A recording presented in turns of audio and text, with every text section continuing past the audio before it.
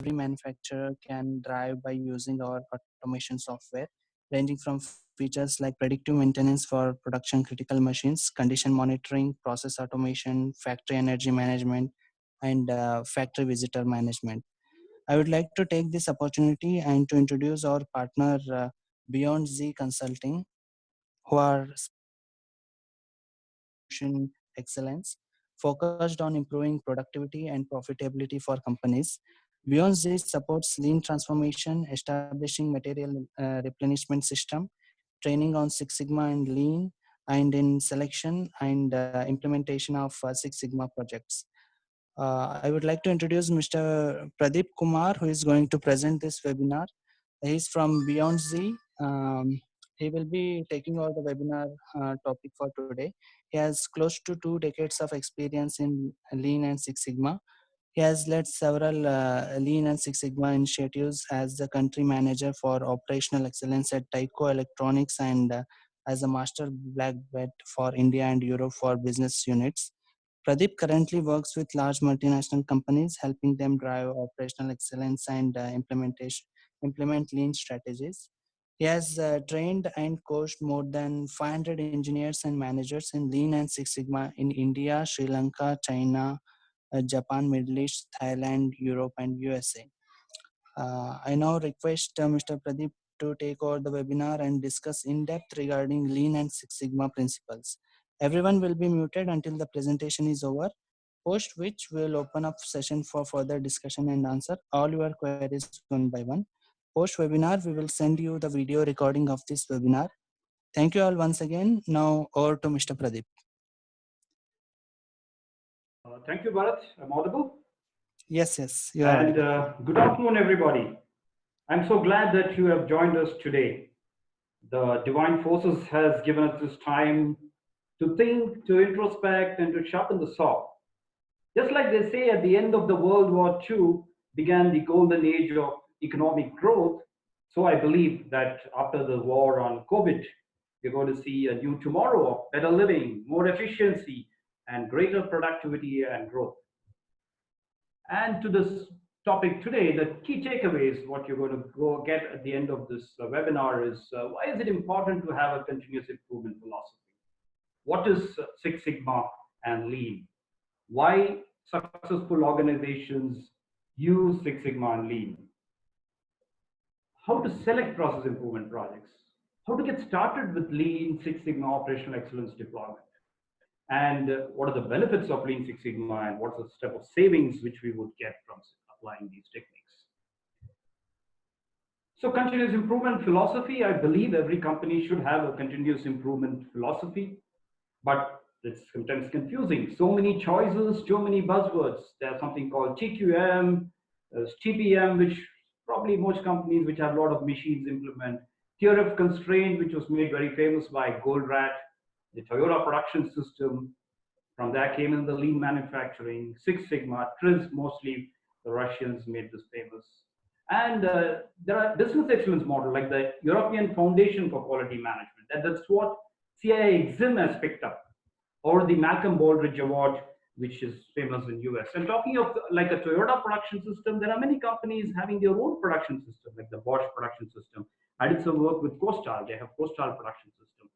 So I believe we must have some sort of initiative, some sort of philosophy within the company, because that gives you sustainability, that gives you a long-term growth, that gives you building capability of the people, rather than just hand off improvements. So I believe that you should pick up something, even if you create your own production system, that's good, but you got to pick up something from all these wonderful things across the globe, which great people have developed, and then we got to use them. So I'm going to talk to you today about the history of Six Sigma, what about Six Sigma itself, and then about Lean, and how these two together, and what's this Lean Six Sigma, how these two together came in, and how do we deploy it, how do we use it. So a little bit about the history of Six Sigma. So it was developed by Motorola in the mid-80s. The mid-80s, Bob Galvin, their chairman, really needed to make some great improvements. He realized that other companies, like the Japanese companies, were working on 1/20th of the defects. what they were at. And so he got an engineer called Bill Smith who worked on this. So Bill Smith developed this thing called Six Sigma. And so did he do something new? No, it was actually, he took up all the things which was developed by great pioneers like Shuva, Deming, Juran, Ishikawa, Taguchi, and others, and put together a nice methodology. And later it was Jack Welch of General Electric who really made this very, very famous. And then so many companies adopted it. And today it's there in every sector. It's there in services, it's there in government, it's there in healthcare and manufacturing. So all sorts of areas we have Six Sigma applied today. And you know, Jack Welch saved about $2 billion. He passed away recently. For GE, he saved about $2 billion in 5 years. So it started with Motorola, went on to many companies, and today it's there across the globe. Now, how do you define Six Sigma? There are many ways you could define Six Sigma. Six Sigma is a philosophy, as a methodology, or a metric. So let's look at these things and let's understand quickly what are those. What's a philosophy? The philosophy is really about reducing variation, and it's about focusing on customer. It's data-driven decision making. And so we're talking always variation, and just like Deming said, variation is evil. We want to reduce variation. Even if it's just machining a component, we want to see lesser variation. Lesser the variation, lesser the defects that go to the customer. So the key words are less variation, absolutely focus on customer, and looking at data, not just whims and fancies and just making decisions, but making decisions using data. What is it, a methodology? It's a methodology based on something called a statistical thinking. Now, what is statistical thinking? Statistical thinking is not a jargon, it's not something which is too complicated, it's very simple stuff. It is like, if you look at any activity, you look at it as a process. For example, even if you're going to the bank to draw money, it's a process. There's an input and there's an output. So if you start looking at things as a process, and then you understand that there is variation and non-value adding steps in the process. And then the next thing is, the third point is to really drive out variation in the process and to make decisions to improve these processes. So that's statistical thinking. So it's not any complicated jargon. You might have seen the bell curve. You might have seen this quite often. There can be a lot of discussion. We can go around this, but typically it's about reducing variation. When Walter Shewhart came up with, in 1920, he said, any process which goes beyond 3 sigma needs correction. So traditionally, we've been always looking at plus minus 3 sigma, and we are saying that if our process variation is the process variation is equal to 3 plus minus 3 sigma is within our tolerance, or probably lesser than a tolerance, then we are quite happy. But when we started working on 6 sigma, we said, no, we want to really half that. You know, we want to, within our upper spec and lower spec, within our tolerance, we want to fit in 6 sigma. That means we want to reduce our variation by half. And that's really the approach in 6 sigma. That's a concept, you know, that's a concept. It's not that every company, every process, is that 6 sigma level, but that's what is the concept. So what is a 6 sigma metric? What's the level? It is 3.4 defects per million opportunity. And that's what we want to achieve. If someone asks you how much is 6 sigma, you've got to tell them it's 3.4 defects per million opportunity. It's about ppm. Most of you must be using ppm and moved away from percentage defects to parts per million. Now, cost of poor quality is something which every organization would be tracking. And then you look at cost of poor quality, it will be the cost incurred to prevent defects, the cost incurred to inspect, the cost because of poor quality, that is the internal defects and external defects, which goes to the customer. Typically, it is considered that if a company is at a 3 sigma level, then you would be around 10 to 15% of your sales will be the cost of poor quality. And as you move towards Six Sigma, it will come down to around 5%. So that's the focus of Six Sigma. So where are these different processes? Tax advice is pretty bad. Prescription writing is not so good either. This is some global statistics. Okay, they are around 2.5 sigma. Restaurant bills is probably better. Payroll processing is good, so that's something good news for us. We are better than 3 sigma. Baggage handling is been always a problem. A lot of lost packages. Airline safety is better than 6 sigma. So when you come off an aircraft and walk or onto the airport roads, it's not so safe on the airport roads as compared to when you're on a flight. So because that's better than 6 sigma, but we want that to be much better. We want probably zero defects there. Well, so what's the overall approach? The overall approach is that if you have a practical problem, you want to convert that into a statistical problem, and you want to find a statistical solution and then come to a practical solution. Basically, you don't want to jump from a practical problem to a practical solution. Now, my favorite example is the domestic example. Say you want to buy a water filter, you have a problem of bad water, you want potable water. So what do? Would you jump in, go and look at the best advertisement and go and buy a water filter? That's when you go from a practical problem to a practical solution. But if you want to convert that into a statistical solution, you will see what type of water you have. What is it hard water? Is it soft water? Or do they have sediments, or do they have any other sorts of contamination? So if it's hard water, maybe you go for a reverse osmosis process. And it's a very expensive one. And of late, I see it's not even so efficient. So that's the way you look at it. So you look at your statistical problem, find the statistical solution, then you come up with your practical solution. We also use this term quite often as the Y and X in Six Sigma. Y is the output. Y is the output we get from a project. It's also the project Y is what we want to achieve. The big Y or the company Y is your goal. Your big Ys of the company could be cash flow, could be productivity improvements, could be anything. We want to align our project Y to your big Y. And we know that when we look at a process, there are several inputs that go into the process. Ultimately, we want to narrow down to the critical inputs. That's what is the approach of Six Sigma.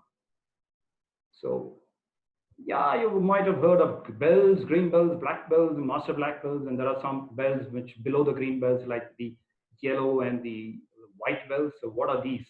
Let's quickly have a look at these bells. It's basically the level of competency, the level of knowledge which the people have at different levels of the belts.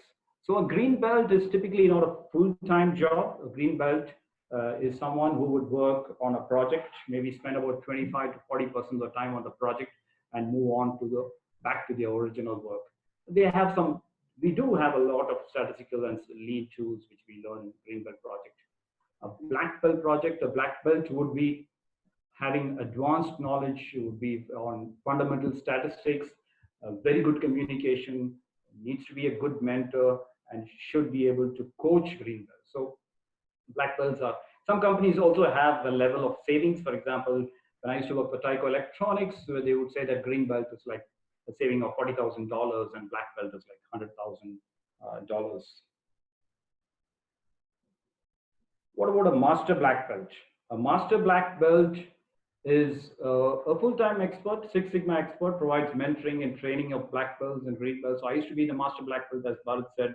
I should travel across the globe because a resource for the company, because company also spends a lot of money on training the master black belts. I used to be working on projects in India. I used to support 7 plants in India, working on projects in Europe, and training people in the Far East. Like I used to do a lot of training in Shanghai and Tokyo, and also went to US as a global resource. So master black belts are really a global resource in training, coaching people, working on large projects. Champions are very important people because they are the business leaders. The business leaders, I'm sure there are a lot of people here in this webinar today who are champions, who are strategic business unit heads, who are functional heads, who own the project, who wants to make the change, and who get the help of the black belts or the green belts and other belts. So champions are the executives responsible for sponsoring and launching the Six Sigma project. So what is the approach, a Six Sigma approach in terms of, there are broadly two. If you have an existing product and an existing process and you want to improve it, then we use what's called an operational Six Sigma. And my talk today is more about operational Six Sigma. And we use the approach called GMake, and I'll explain GMake in a while. If you're working on a new product or a new process, then you're working on design for Six Sigma. So it's also so we call it as lean design for Six Sigma. So there we have a different approach. Where it could be concept, design, optimize, so verify, or it could be define, measure, analyze, design, and verify. Well, today we're going to talk about DMake, and let me explain a little more about DMake.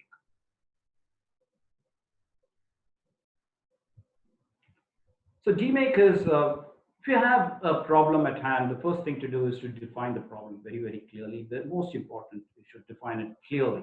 And you just should see how it links to your business goal, how it links to your business case, and what is really the opportunity. And once you know the opportunity and the problem, you're able to define it clearly. And you come up with SMART goals. You've got to be specific, measurable, attainable, relevant, and time bound. And so project charter is one of the key things you do in define. And once you've defined it, then you go out and starting to measure. Remember one thing, we're always improving a process. So we have to map the process. We have to look how the process is. So we map the process. And then we look at measurement system analysis. It is told that about 80% of the Six Sigma project to start with has a broken measurement system. So we do a lot of detailed analysis on measurement system, including Gate R&R studies. And we have a very robust way of how to collect the data and establish the baseline process capability. Once that's done, we have all the data, we have the measurements, then it's easy, we have to just go and analyze the data. And we teach a lot of tools in green belt and black belt training on how to analyze data, how do you create hypotheses, how do you develop hypotheses, how do you go and test out hypotheses, how do you look at track time analysis from a lean standpoint. Well, end of the analyze phase, you will have the root cause. And once you have the root cause, it's about making improvements. It's not that there are too many Six Sigma tools. There are a lot of lean tools. In fact, you can use quick changeover, OE aspects. Six Sigma advanced tools are like design of experiments, and response of methodologies can be used. Or you just be creative, be innovative, and make your improvements. So there's a lot of scope in improving. And once you make the improvement, typically once we make improvement, we just leave it. We just forget about it. And Six Sigma, we ensure that the changes are institutionalized. They're documented well. They're monitored. And if things go wrong, that we know things are going wrong and we can control it. So the whole process is called the DMake. It's called the define, measure, analyze, improve, and control. So as we move through this, I told you that we have a lot of access. So to begin with, you will have a lot of inputs. So ideally, what we're trying to do is, as we move from the define to control, is to come up with what are the critical access, which are the ones which we really want to work on. And once we work on those critical access, we know that we get a good one. So that's the focus of the funneling approach. Well, I've been emphasizing it's all about improving the process. It's not about inspection. Inspection is the last thing we want to do. We want to do inspection, but we don't want to improve quality by inspection, because there's something called the theory of escaping defects. It says the more defects you create, the more defects will escape the customer in spite of 100% inspection. So this is something which all of us should keep in mind.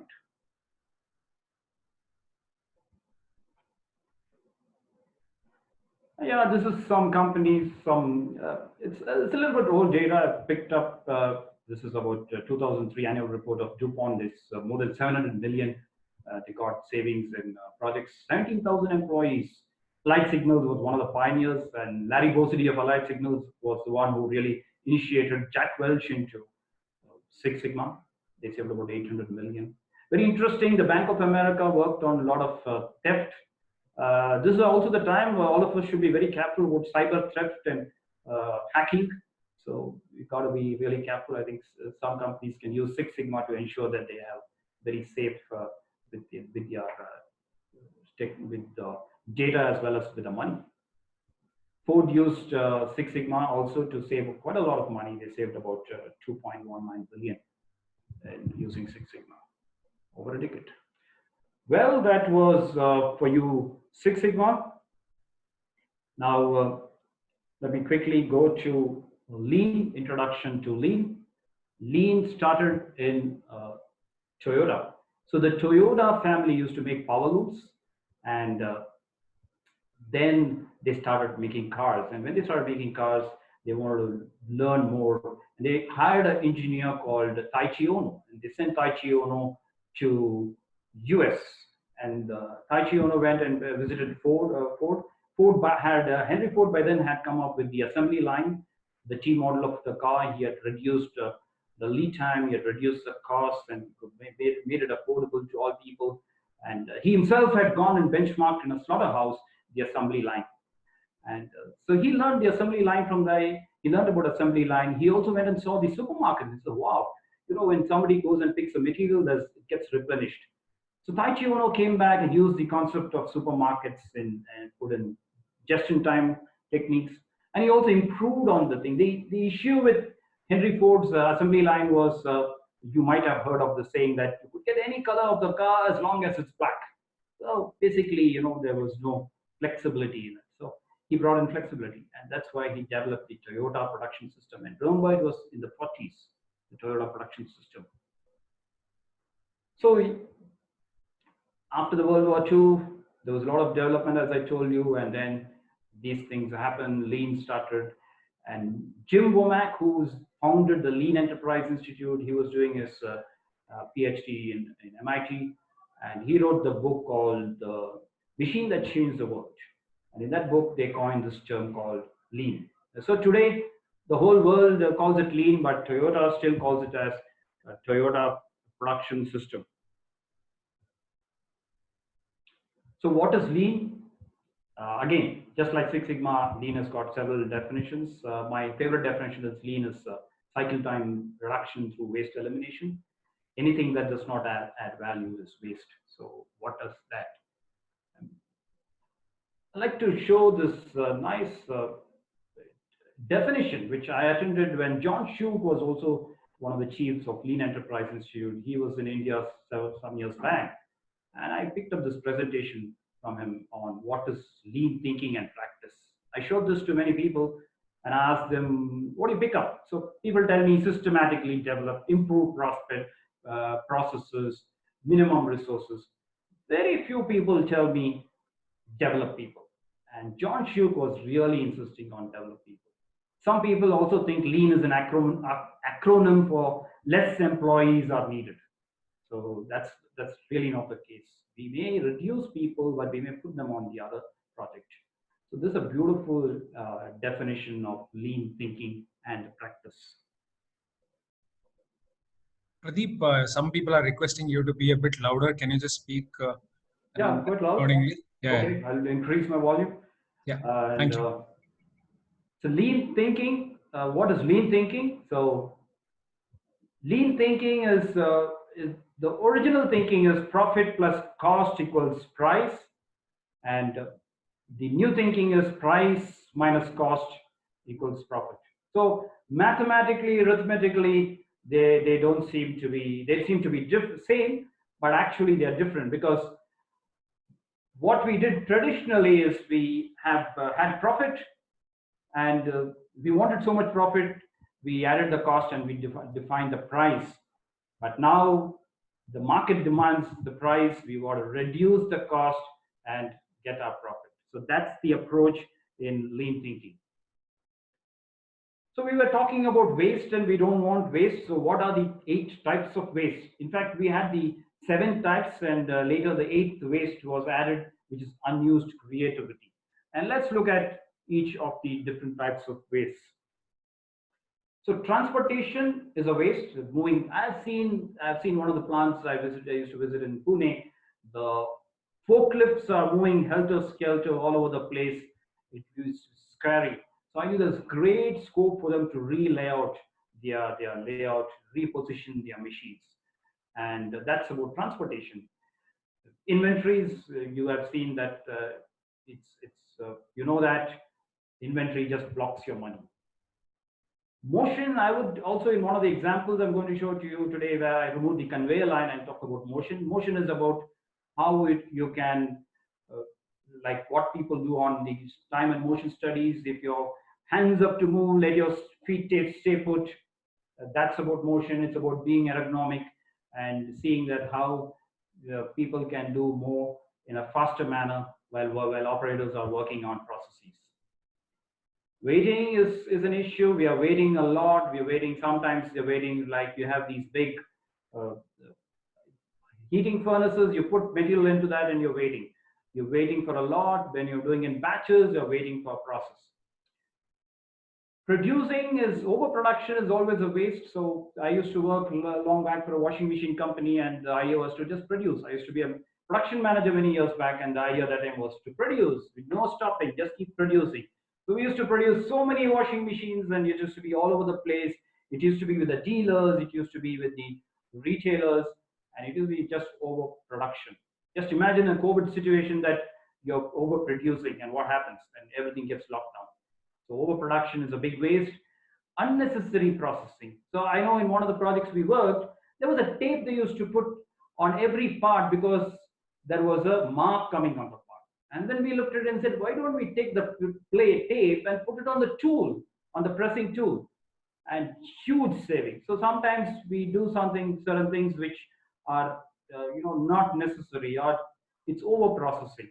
And sometimes also in terms of finish of components, which is we need just a grinding finish. We go for lapping, or we go for unnecessary processing, over processing. Defects, of course, are a waste. Reprocessing and correcting defects is a big waste. Unused creativity, of course, we are saying that the buzzword today is about employee engagement. So we want to see that employees are engaged, and so because using the intellectual contribution and ideas of employees are very important.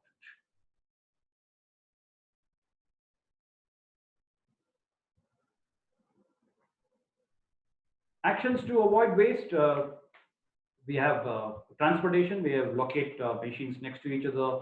The inventories to reduce changeover time. You have reduced changeover time. You do motion studies. You improve your workplace organization. Balance the line so that there's no waiting. Make only what is needed to reduce so that there's no overproduction.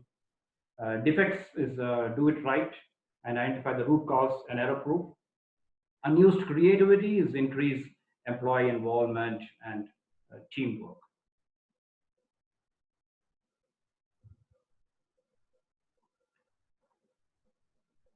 So value adding activity, if that's waste, then what's value adding activity? It's simple, something which transforms the product. If you're turning a product, if the diameter is changing, it's transforming the product. But if you're moving around, it's not transforming the product. Or it's done right the first time. And more importantly, the customer is willing to pay for it. So that's value adding. Sometimes there are, from a statutory requirement, there are operational enabling activities. That's called operational enabling activity. Everything else is non-value adding activity. So what percentage of time in a process will be value adding?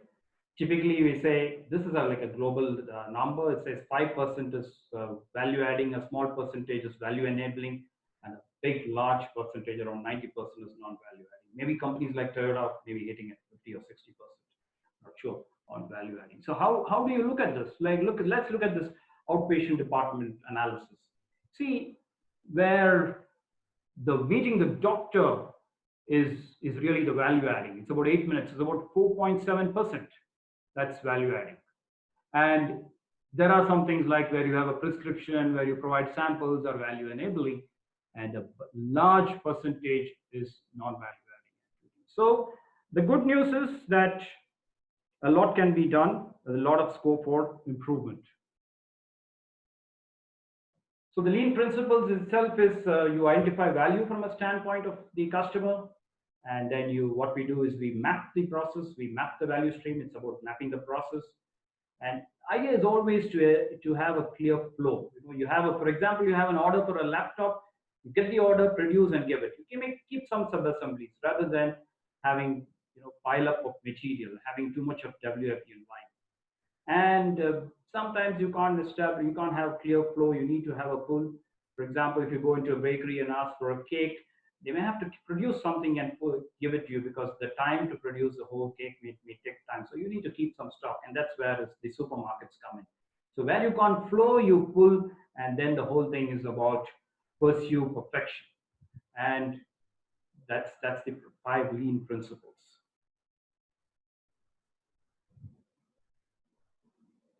So what's the traditional manufacturing is about large batches, making, we want to make activities efficient. We want to move from large batches to small lots. We want to make the entire process flow. Typically, plants are arranged in processes. Yeah, you have like stamping, molding, assembly, or you have milling, grinding, and things like that. Even today, yeah, most of the plants, we may have to have the plants arranged in processes, but ideally, for a lean thing, you want the product to flow out of the line. So, and we're moving away from catching errors to preventing errors. We're moving away from large inventories to short inventories, short delivery times.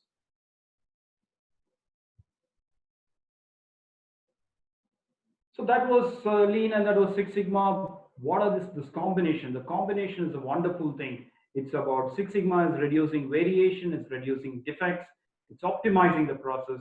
So Six Sigma is all about stability and capability. How capable are you? How capable are you to produce a project or a product within the customer specification?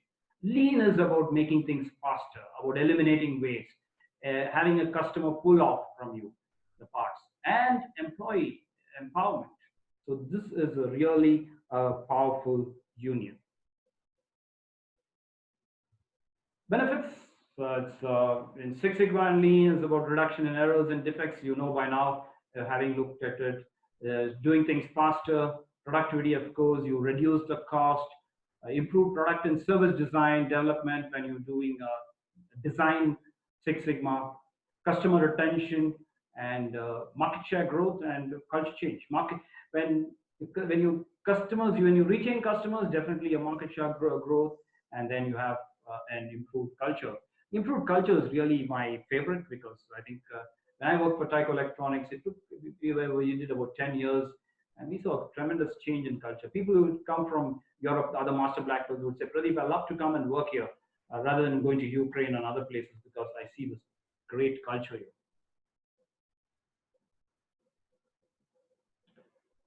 It does improve on competency, a lot of things on competency building for HR people, team building, learning culture. People get into a coaching and mentoring skills, project management, analytical skills. You are able to have people stretch targets. It's a wonderful thing. I would say it's really, when you train people on green belt or black belts, it's like a overall development, personal development as well, not only a change and improvement in the culture. I got trained as a master black belt in SBTI, Texas, and our instructor, David Beckham, says, I never had a belt fail because they couldn't do a regression. I've seen them crash on the soft side of process improvement. So the strategic parts can be learned, statistical aspects and the lean aspects can be learned, but we also focus a lot on the soft skills when we're doing green belt training, because that's important. The soft skills are important, especially because you're working on cross-functional teams. Most of the people may not be even reporting to you. So how do you select projects? Selecting projects is, I told you of the big why. Your project should be aligned to your big why, to your company goals, the business strategy. It can come from customer complaints, can come from chronic problems with organization, or it can come from strategic, or you can have a strategic project prioritization. So you have the big whys, you have the drivers, and you have the operational level projects, how you select the project. So you got it. So big why could be, maybe it's cash flow, maybe it's productivity improvement, maybe you have too many rejections, you want to work on that. So that's about. And we have a methodology about, we say, how do you want to prioritize, how do you want to select. This is if you have too many projects. So if you're just beginning, you don't have to worry about this. Otherwise, we teach you how to select a project. List of projects, just to give you an idea, that there could be some projects which will get you just cash flow, like inventory turns or DSO. There could be some projects which will get you, for example, in process quality improvement, will just get you quality. Some projects you have customer complaint reduction, maybe it helps you in quality a little bit.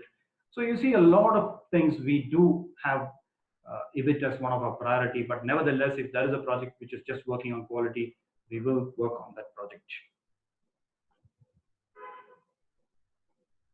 So Lean and Six Sigma deployment. So it can be typical Lean Six Sigma deployment. You start at the top, you have executive management training, then you have an assessment, and then you identify champions and train the champions, and the champions along with the MVPs will select the black belts and green belts and the projects which will go on. Then you have the first wave of green belts, and then they complete their projects. If you want to get them to pass an exam and give certification, that's possible. Then you go on to the next wave. So as Juran said, improvements in companies happen project by project, and that's what is going to happen here as well. So you've got to make improvements project by project. And over a period of time, you'll have your homegrown master black belts developed. Important to have reviews. So you have stage-wise reviews. You have reviews that measure, analyze, improve, control, sustain. Or you have time-bound reviews. Every week you have a review. And champions have to be involved in the reviews. That's important. The business leaders have to be involved in the project reviews. If you're going for a very classical lean transformation, it's no Six Sigma. You need to understand the house of lean. And very interesting is how you enter the house of lean is doing a value stream mapping. That itself is a big training on how you do value stream mapping, and then from there you begin the transformation process. And these are some of the tools we learn in lean. This is how a value stream map looks like. This is from the book Learning to See. And then the transformation process is you capture the current state, you analyze the current state,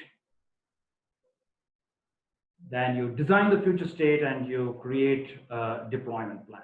So this is the way you do, if you're doing a hardcore lean transformation, not so much of Six Sigma in it. Again, it depends from companies to companies. Some companies are fully into Six Sigma, some companies are fully lean. And you make a deployment plan, and you say what are the initiatives and how you want to go about it. So this is how it will look.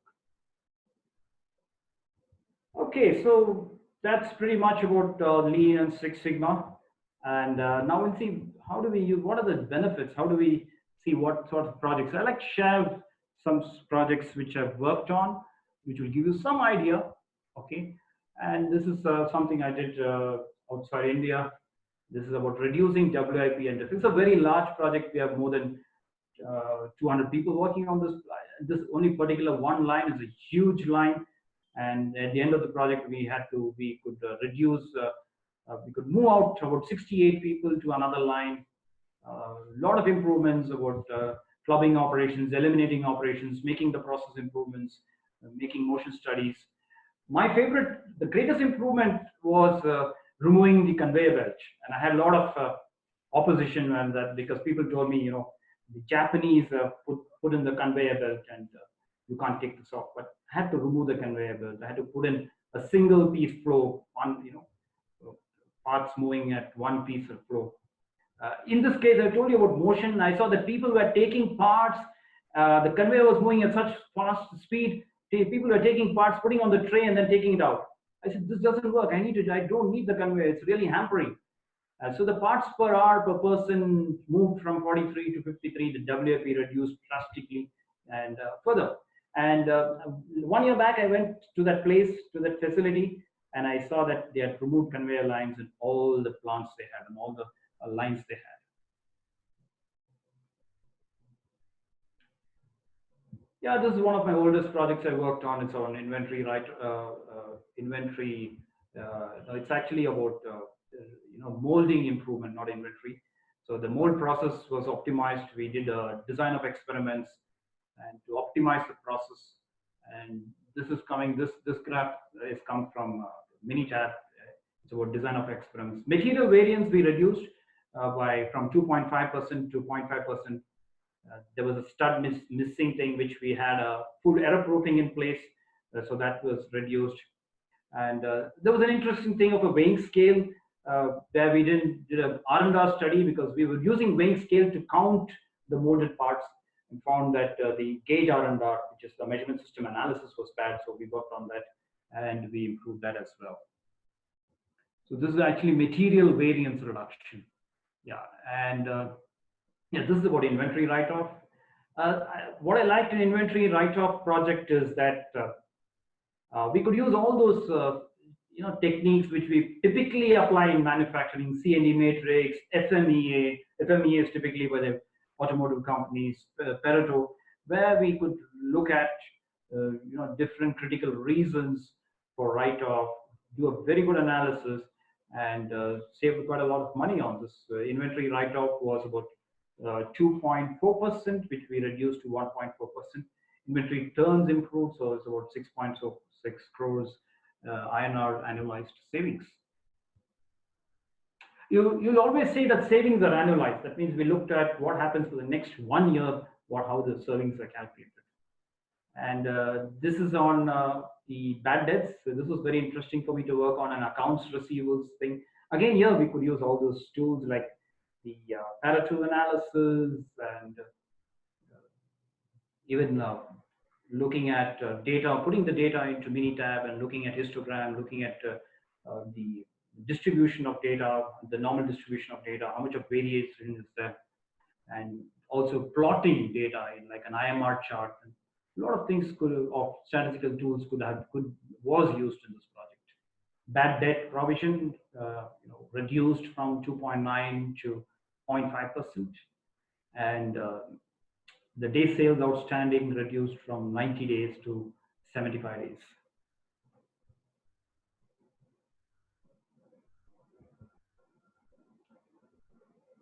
This is a very simple project. It's about putting a pull system into an assembly, a cable assembly line.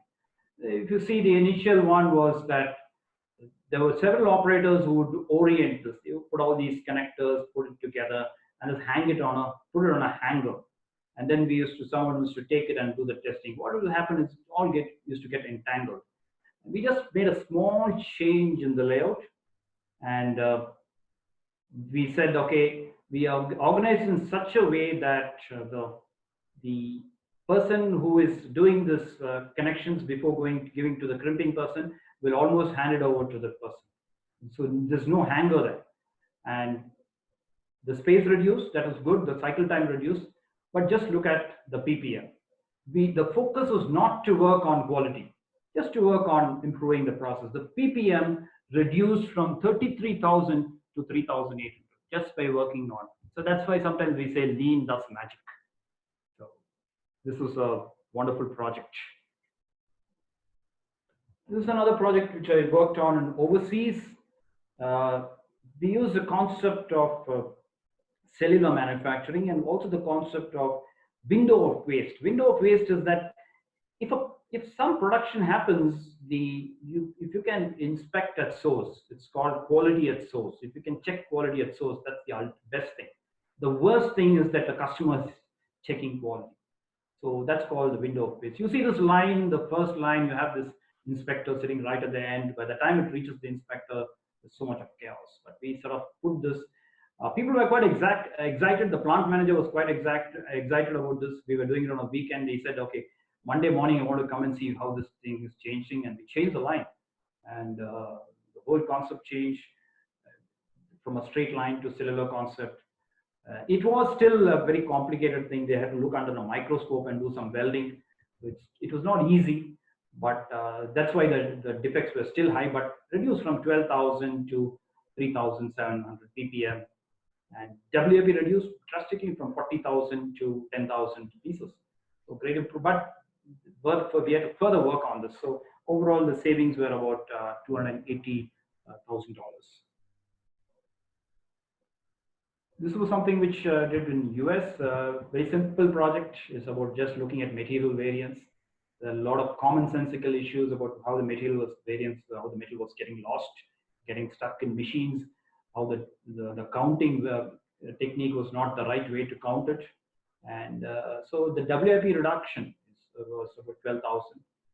6 shifts of inventory was reduced, and 2 shifts was reduced from 6 shifts to 2 shifts. Material reduced variance from 15% to 2%, and from an unorganized shop floor to a neat and organized shop floor.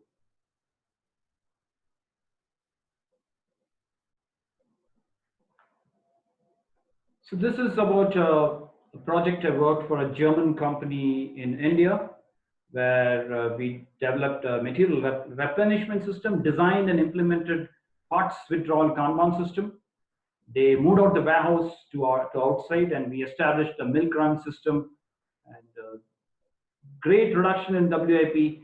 The factory, they already had a beautiful factory, and it made this much more beautiful because there was hardly any material there. We had these point of use racks where the operator would pick up parts, and then as soon when the operator would pick up bin, there would be a card, would put it into the Kanban post. Middle handler will come and scan it, and then it gives the information to the warehouse, which is outside, for the person to deliver. So every 2 hours there would be a milk run system, van coming and delivering. This is the same thing.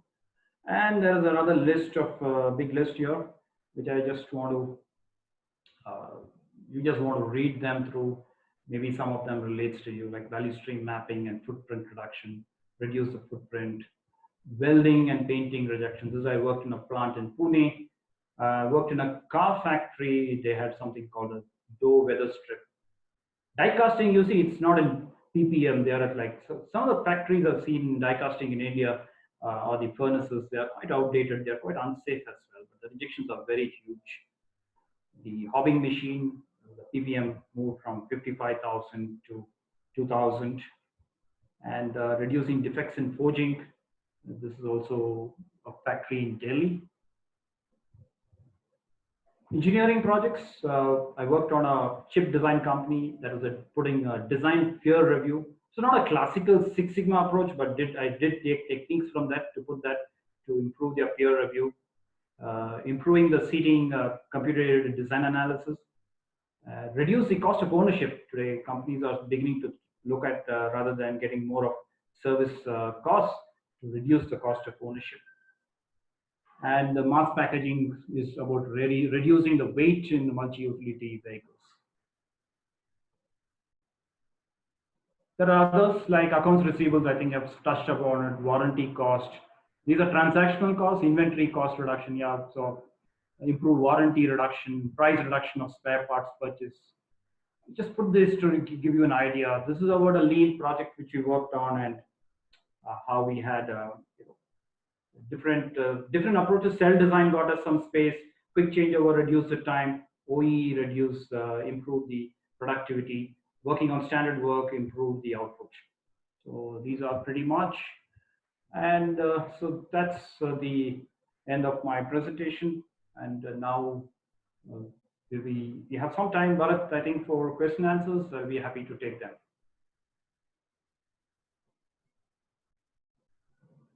Thank you very much, Pradeep. Now the session is open for question and answer. If anyone has any question, please ask your question in chats. I will read it out, and Pradeep will going to answer the questions. Thank you.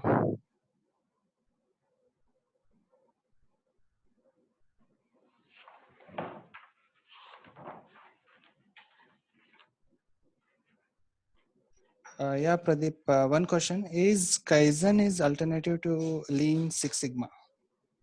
Kaizen is, Kaizen is one of the things in Lean. Kaizen is one of the things in Lean. So Kaizen events, we run Kaizen events. Sometimes we run a 5-day Kaizen event. So, but some people say, okay, we just do Kaizens. We do Kaizens, we just do something, because many people look at it in a different way. But typically, it's like a 5-day, event, Kaizen event, for example. So that's an approach. We think it's high energy stuff when we do a Kaizen event. What we do is we do a current state value stream map of the facility in the beginning of the year, identify all the opportunities, and then month on month we run several Kaizen events. We get the people involved. It's a high energy stuff. So if you look at Kaizen events that way, it's really good. Yeah, thank you, Pradeep. One more question is how Six Sigma can help in human resource. One of the things is I put a slide there about the development of people, the capability of people. So that's a huge thing which can happen by using Six Sigma. You see that people get trained on strategic people. The learning culture is there in the organization. There is you work on cross-functional teams. You're improving your presentation skills. Sometimes one of the companies I worked with, German company, they told me, please select 3 belts, and I help them to make a good presentation. Because as master black belts, also we go through a lot of training on presentation skills. So and we tell them how to make product presentation. So I think and people are they're becoming smarter. They know how to look at data and make decisions based on data. Yeah, For HR itself, because I run a program like Lean Six Sigma for HR, that itself is a big topic, and we can sometimes talk about that offline about how HR people itself can benefit from Six Sigma, how you can use all these tools. yeah. One more question is Six Sigma is applicable to discrete manufacturing plants? Yeah, when you say discrete manufacturing, is it like uh, assembly lines, or you mean by uh, big products like what is that like big large uh, I think you can give where just an overview, like in both the cases, how it will be. yeah. So Six Sigma it can be applied where it's continuous processes, or it is assembly lines, or it is large like products or projects which you are taking up.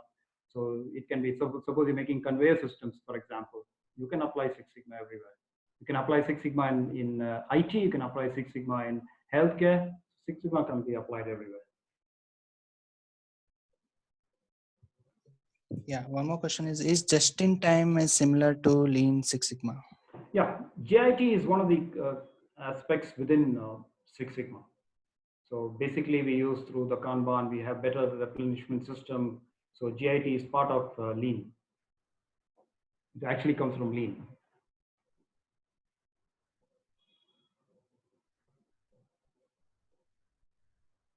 Yeah, thank you. Yeah, Any one other more questions? question. Yeah. Do we No more have time? questions. Yes, we have time. We Okay. can extend probably the meeting by 5 minutes, take more questions. Yeah. Yeah. I'll be happy. Yeah. How Six Sigma we can how Six Sigma help in implementing variable production? Uh, Implementation in variable production. I'm not very sure what's the term by variable production. So Yeah. Okay. I'm not sure what's person Yeah. means by Okay. variable We production. can. Somebody can clarify that, I can say. Yeah. Okay. The next question is, what is usual payback for Kaizen projects?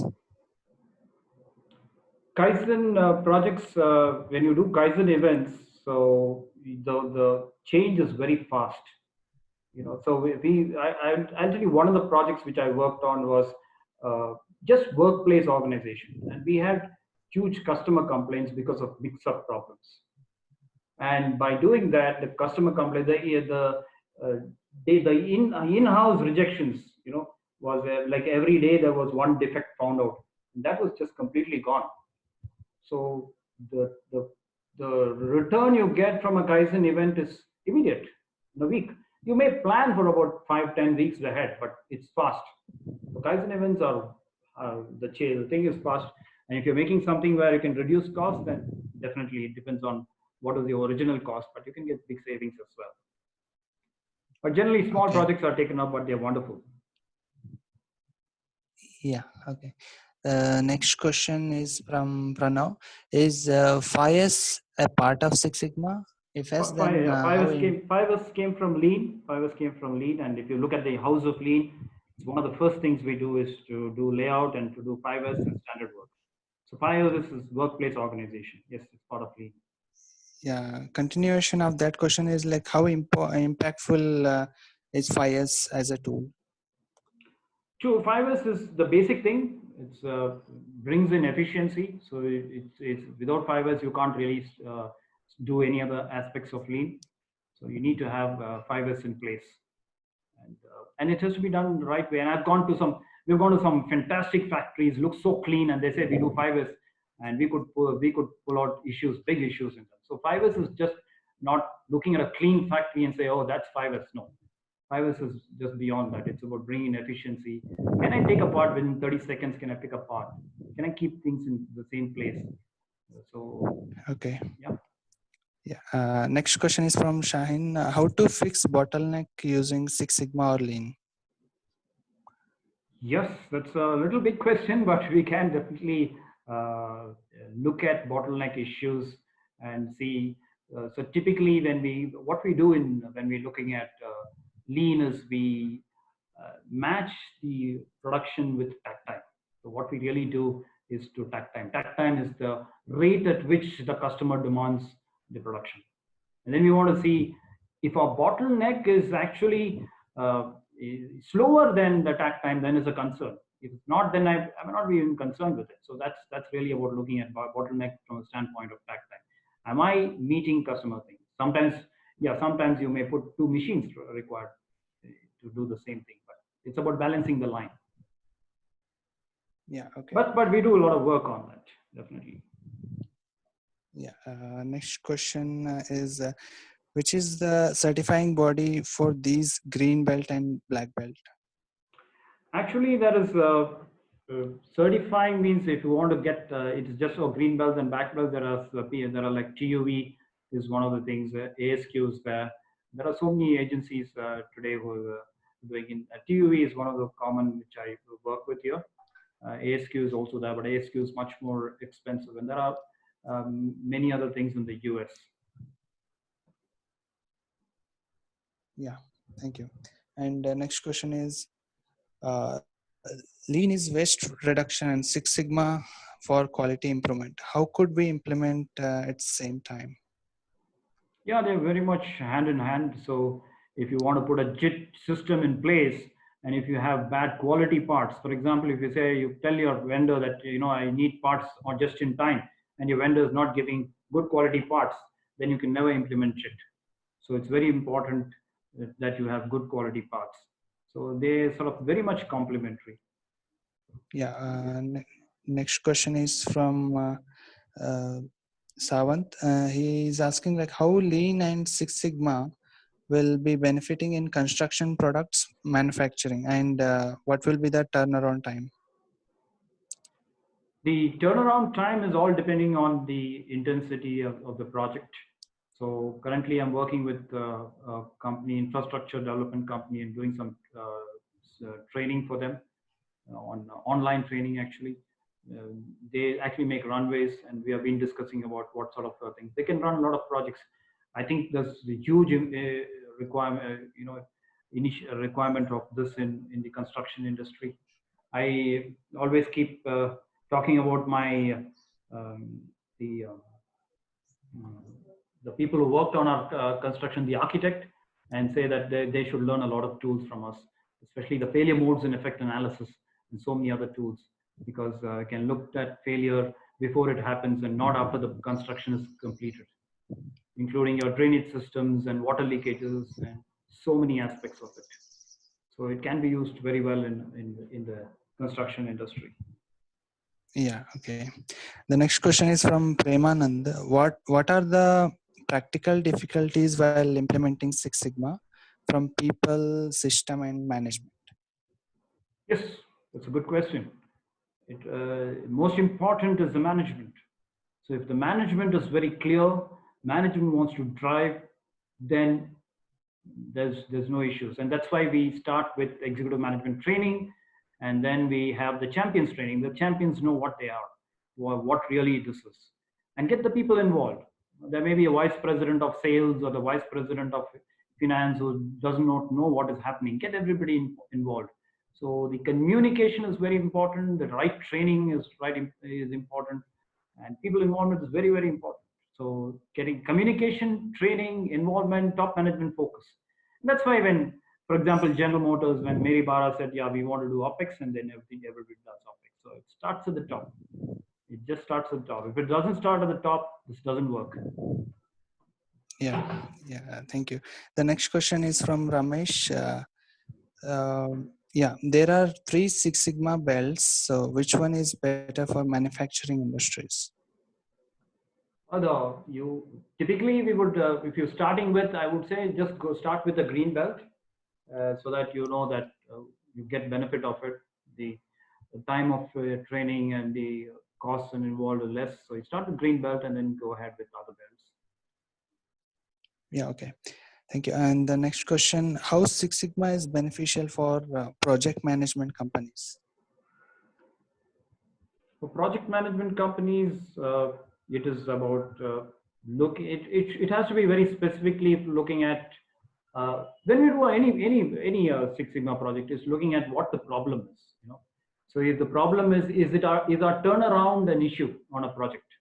So then we work on turnaround. So we reduce the turnaround time, and the focus we bring in, we define the problem and then start measuring it and find out what are the bottlenecks, and what can we do, how can we improve. Sometimes it's communication, sometimes it's documentation, and so these things will help us in really improving the project management. Yeah, okay. The next question is lean will give immediate results or will take some time? Sometimes it's immediate. So most of the time lean is people like lean more than Six Sigma, because many people, because Six Sigma sometimes is a little complex in terms of statistics and things like that. But lean is like I just, for example, I showed you that I just changed the line. I just put the material in between and things changed. Or I just removed the conveyor, things changed, immediately changed. So lean is that way, it sort of almost gives you a result then and there. And you do a quick changeover, you get results. My changeover time was 3 hours and brought it down to things. So yeah, lean is results are very fast. Most of the time you don't have to wait. Yeah, okay. Thank you. And the next question is, where is the break-even point we really need lean? Where's Where is the break-even point where we really need lean? where see it's about companies. It's about having a culture and saying that do I need. Let me even take away this question of lean. It's a question of, do I need an improvement strategy? Do I need an improvement philosophy? So is it because that I'm not doing good? Some people may be a cash-rich company, but is it good? Or some of the smaller companies, the owners are doing very well, but is that good? How am I building an organization which is built to last? Is what I have to ask.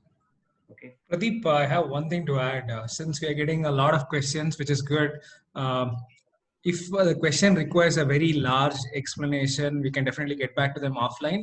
Yeah. Anything which has a crisp or can clarify, Yeah. I think you can take those questions. And again, this is for everyone, every single attendee. Now we definitely want to reply every single question in detail. Just in the interest of time, we might not be able to do it in this call, but we'll definitely reach out to you on email, or we can schedule smaller sessions one-on-one with your organization. We can do that. We'll selectively try to club some questions, but we will definitely reach out to you and respond to your question in detail in the next couple of days. We will do that over email. Yeah, Bharat, you can go through the questions. Bharat, Pradeep, if you want a detailed answer, you can take it offline. Yeah.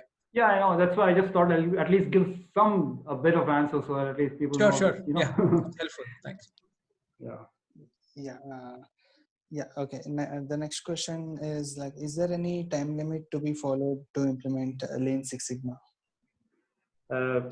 For example, if you're working on Six Sigma, I think that's what I said. Green belt projects, it should be around 6 months, 3 months to 4 months. Black belt projects, 6 months. So at least 1 year, you should see some change, but it should be an ongoing process. So it can be 3 years, 4 years, 5 years. It can be a decade. I would recommend a decade. to see complete culture change, improvement, sustainable. Okay. Okay. The next question is from Nilesh. He's asking like, which are the quality management tools in Six Sigma? Oh, there is. I think this is a big thing. There's a big list of tools. So in Six Sigma, in defined phase. In fact, that one slide it had it all. So in defined phase, there are tools in nothing. So there are some statistical tools. There are also some lean tools, like there are hypothesis testing. There are basic statistics. There are quality tools, starting from histogram and Pareto analysis and things. So there are a lot of tools are there.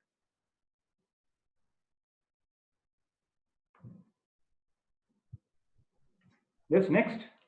Yeah. The next is, how could we change the working culture to initiate Six Sigma and Lean? So yeah, it has to begin at the top. So that's itself it's a thing which needs a lot of discussion. But the culture will change if things are done in a systematic way. If it's driven through right. If it's just some say a company says, okay, I want to do Six Sigma training, then you start the training and halfway you say, oh, my people are busy now, production is there, we can't continue the training. So if you don't have a plan, then you'll never build the culture. So it's a thing which management has to take, top management. Only then it'll happen. Yeah. Thank you. The next question is from Joshi. The question is like, now processes are so robust design coming out with machine learning and artificial intelligence with data analytics. Still, Lean and Six Sigma is required. If my simple answer is, if you think there is scope for improvement from a standpoint of basic process, because one of the things we say is that even before you digitize things, even before is to see whether you can improve the process. Can you eliminate process steps? Can you combine process steps? Can you improve the process from a technical standpoint? But if it's a highly if the design is very good, but then your process may have to be also good. So yeah, this we have to really go into that particular aspect and then see. But I work with a lot of companies which is using high tech, and then we will make a lot of improvements, including chip design company, which I give you an example. So yeah, thank you. And the next question is, what is a process sigma calculation? process sigma calculation is it's a little deep. We have to do on process sigma calculation. We looked at standard normal distribution and calculate the C value. So cannot think, but for now you just say Six Sigma 3.4. So typically we handle this in a green belt session. But it's easy, it's not so difficult. Okay. And the next question is, are DOE and QCC part of Six Sigma and Lean? QCC is never been there for ages. Quality circles, if that's right, yeah. So it's really not part of Six Sigma, but if you have QCC, but because what we do when we have Six Sigma and Lean is we run Kaizen events, which is similar to QCC. DOE, yes, when we train black belts, we work on DOE, design of experiments. Some companies will say, I want a green belt, but I want to also learn DOE. We say, okay, we'll work with you. We customize it because we customize it with whatever the company wants. Okay. The next question is like, how to calculate ROI? So basically, let me give you simple stuff. If my percentage of scrap was 3% and I reduced to 2%, then month on month I will compare it with my baseline, and the difference is what I take and I calculate just for scrap. Then you can look at everything. I can look at space saving. Space saving is a saving if I use that place, or the cycle time reduction, how much time I took, what is my labor hour rate. So these are the ways which we will look at savings. How much material I've saved, how much time I've saved, how much space I've saved, how much material I've consumed. For example, material variance, that's another thing. It's not defect, but it's material variance. So much of variance. Either it's getting lost or it's just because the process is not optimized. Yeah. Okay. Thank you. The next question is from Premanand. Share your own experience while overcoming the difficulties you faced in implementation of Six Sigma and lean manufacturing. It's always the lot of challenges, and this itself should be a big discussion. But yes, I work with plants across the globe. Those days, people would say China was easy to work, and so, but everywhere you get resistance. So we But can take that offline. We can yeah, respond in detail. Yeah, next that's question. yeah, correct. But we can work around that. Okay. Yeah. Is it work for batch less than 3? Is it work for batch less than 3? I'm not very sure, but the idea is we want to move away from batch production. We want to go towards single piece flow. So I'm not sure what the question is. Yeah, Sarthak, if you can just elaborate the question, I will take it. The next question is equipment uptime, that is breakdown reduction or preventive maintenance. How to use Six Sigma? We looked at the OE concepts, which comes from TPM actually, and then we looked at we capture the downtimes, and then we work on it. So we use typically OE concepts. So and there are many things, including quick changeover and downtime analysis, and then we work around that. That's a big subject. That's a big needs probably more response for that. It's a very high level answer. Yeah. Okay. The next question is from Bala. Is Six Sigma similar to zero defect concept? Basically, Lean Six Sigma, everything we are approaching zero defect. So Six Sigma, when we say 3.4 defects, it's not zero defect, but our approach is to get zero defect. Typically, when we do error proofing, we have to get zero defect. But that's the focus is towards zero defect. Okay. How to implement Lean and Six Sigma when PCB assembly done manually? Yeah, it's possible. Manual things, Lean works very well. And so instead of, I don't know, so you don't use wave soldering and you want to do it manually. So we can do it, yeah. In fact, that's possible. I worked on such lines. I worked on lines where there's wave soldering, but I also worked on lines where there's manually. And that's a big challenge when you're doing some soldering and things like that. But that is cool. Okay. How much time required to get green black belt certification? So it depends on the type of thing you want to go.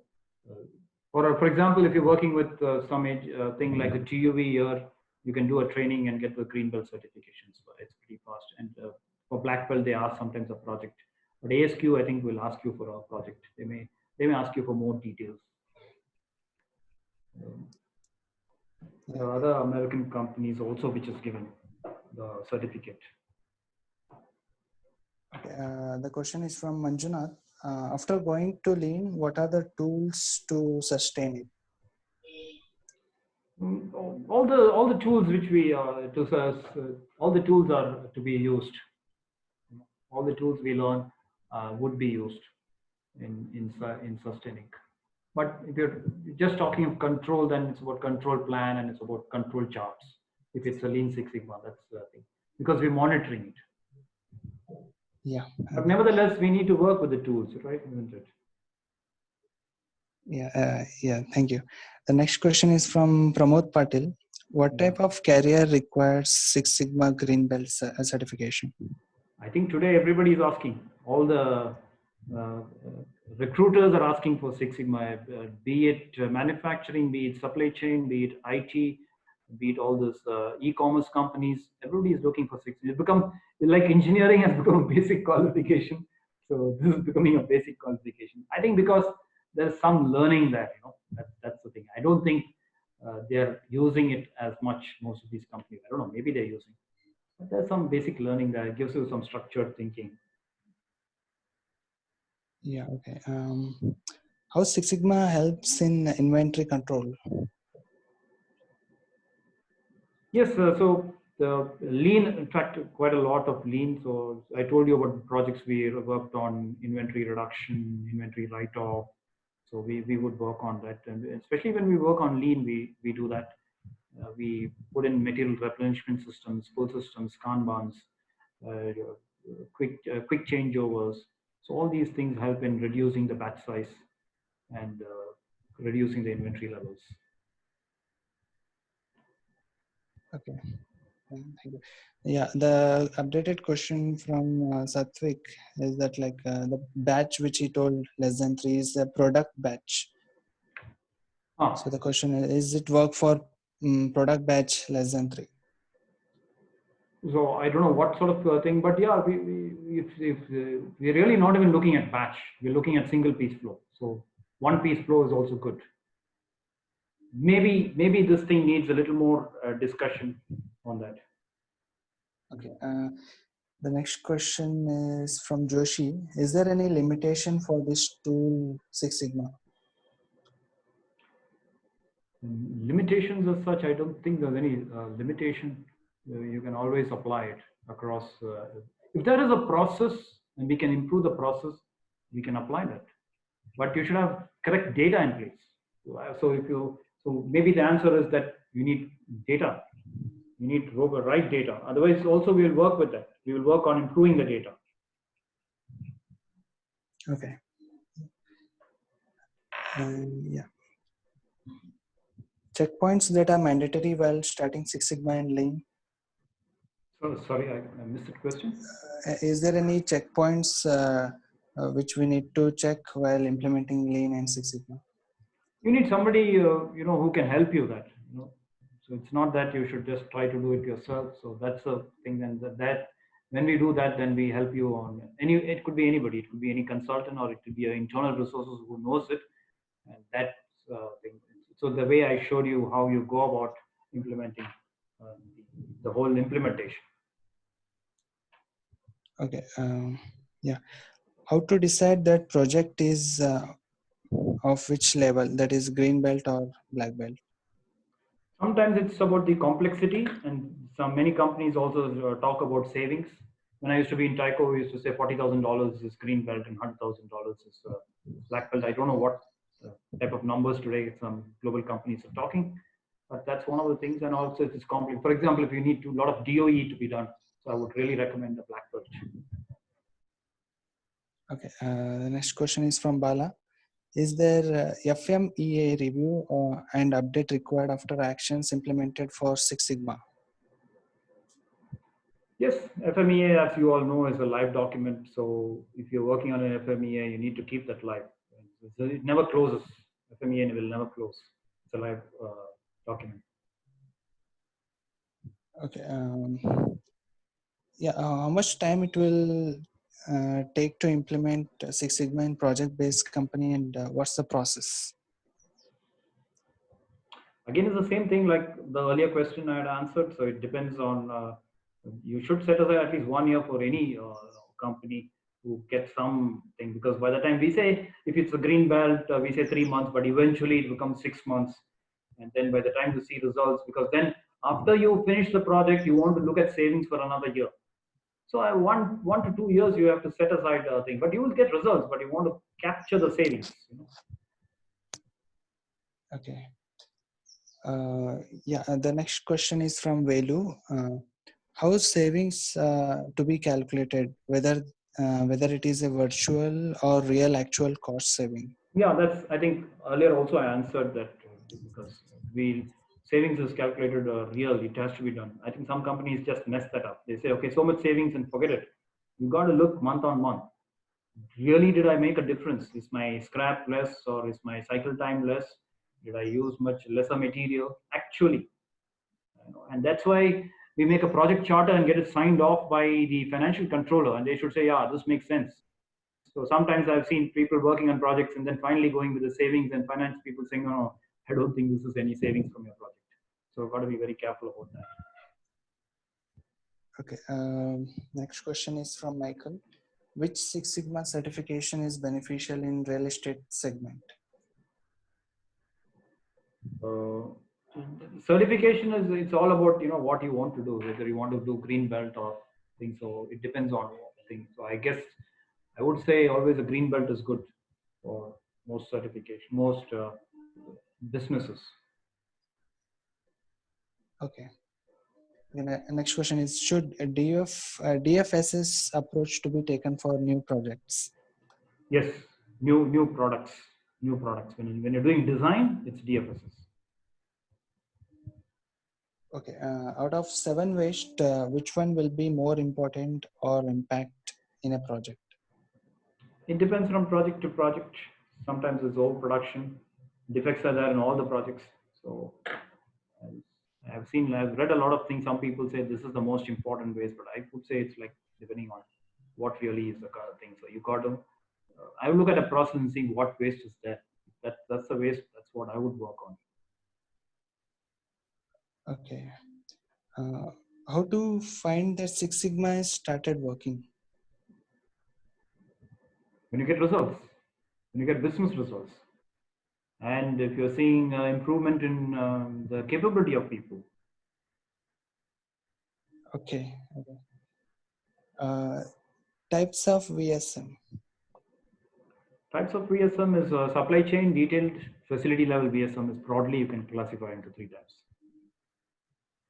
Yeah. Okay. I think we have covered pretty much all the questions. So yeah. So ASQ was an IASSC is another company also which I missed out with certification, and TUV is there. TUV, we work with TUV. It's much easier to work with TUV. Yeah, we are getting some more questions now. Yeah. How to sustain benefits of Six Sigma? You have to sustain the culture. You have to have the review mechanism in place, and that's why control is very important. If you don't have the control, then you can never sustain it. And if you forget about all these things, don't have the reviews, and then say, okay, we are done with it. But this happens. I've seen companies, they just forget about it and nothing happens. They may not even know that they don't sustain. So that's waste. That's really waste. I feel sad for those companies where they invest in training people and then they they don't work on it. Okay. Okay. The next question: how do you overcome the resistance to change? Sorry. How do you overcome the resistance to change that is common in most organizations when implementing a new process like Lean or Six Sigma? Yeah, that's a little detailed thing. We have one. We can run a module itself on how to overcome resistance for change. So we do a lot of things about these type of topics in our green belt trainings. So when we run trainings for corporates about what are the key things to avoid resistance for change, what is to be done. Starting with communication is one of the things. Yeah. We have a question from Bala. Which areas are having constraint mostly in implementation of Six Sigma and Lean? I don't see any area as a constraint. I think it's mostly the mind block. So anywhere you can implement it. Some people will say, no, this doesn't apply for us, but I don't think so. Okay. Okay. A little thing is like I've done some training for Dell computers in the development team. Sometimes I find that's a little difficult for those guys, especially when they are also busy in the development. If they're not doing lean design for Six Sigma, it may be a little difficult. Okay, thank you. And the next question is, how do you overcome resistance to change that is common in most organizations when implementing a new process like Lean and Six Sigma? I think we have covered this Yeah, question. we covered that. Yeah. Is there need to form a separate team to monitoring and implementation of Six Sigma and Lean? It would be good if you have a global, if you have a team, like a high level team, it would be good. Or it should be given to someone in the company. Most important is the person who's driving it. Sometimes it fails because the wrong person has been selected to drive it. Okay. What is the exact difference between Six Sigma and Lean approach? Yeah, we had one slide where we talked, one is about reducing variation and the others about doing things faster. So one is capability, the other one is capacity. Yeah. Lean Six Sigma is about capability, and the other one is about capacity. Yeah. This is question from Gajanan. How we can start Six Sigma in our company as initial? You start with having a discussion with somebody, a consultant, and then look at how do you want to go about. So we start with executive management training, and then we do a champions training, and then we do a green belt or a black belt training, and then we help you identify projects and then work around that. Yeah, okay. Yeah, this question is from Bala. When will start the process of Six Sigma, before or after APQP for new project? I don't think there's any connection with APQP. So APQP is a parallel activity which will happen in your process in your company. So you can do Six Sigma irrespective of whether you're currently running an APQP or not.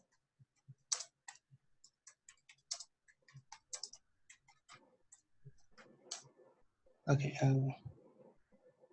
Yeah. The next question is it to be a part-time work? Typically, we say is green belt is not a full time, but black belt ideally should be a full time activity.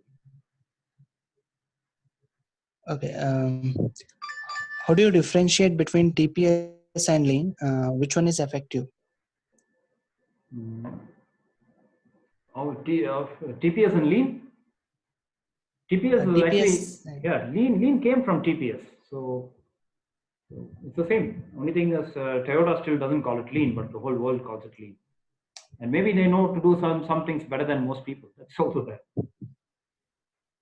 Yeah. Thank you, Pradeep. I think all questions have been answered. I hope so.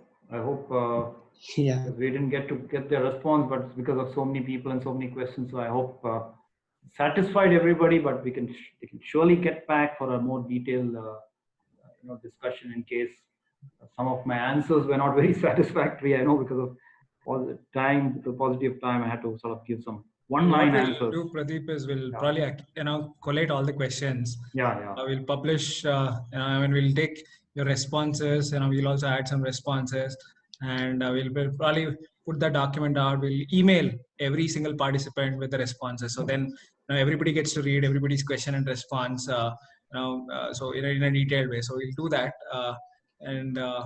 Just I think we had around 480 participants. So it was a large audience today. Yeah. And we're all thankful for for all of their questions and the kind of interaction we had, and obviously the kind of presentation you had. It was wonderful to hear about all the concepts. So any concluding talk you want to do, and after that we can close the session, Pradeep.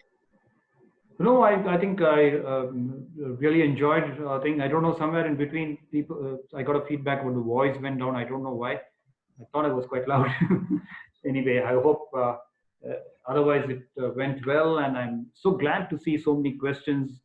And as I already mentioned, that we always look forward to answering those questions so that you get a satisfactory answer. And maybe there's a chance to interact and say, okay, this is not what I meant. I want to answer for this. Okay. So probably like when you said discrete manufacturing, is it just cars and toys or something else? I was not, so it could be anything. So basically discrete is where we usually do, and we also do for like processing industries, continuous process industry. Everywhere we apply that. So yeah, wonderful. Thank you, everyone. Thank you for your time. So every month we basically organize a webinar specific to industry topic. So we will share across details about the next webinar. We'll also send details to the questions, and in case some of your colleagues missed out, we'll send a recording link as well. You can always watch this on your on our website. Thank you again. Thank you, everyone. Thank you all. Thanks, Pramod. Thank you, everyone. Thanks, Bharat. Thanks so much. Thank you, Pradeep. Yeah.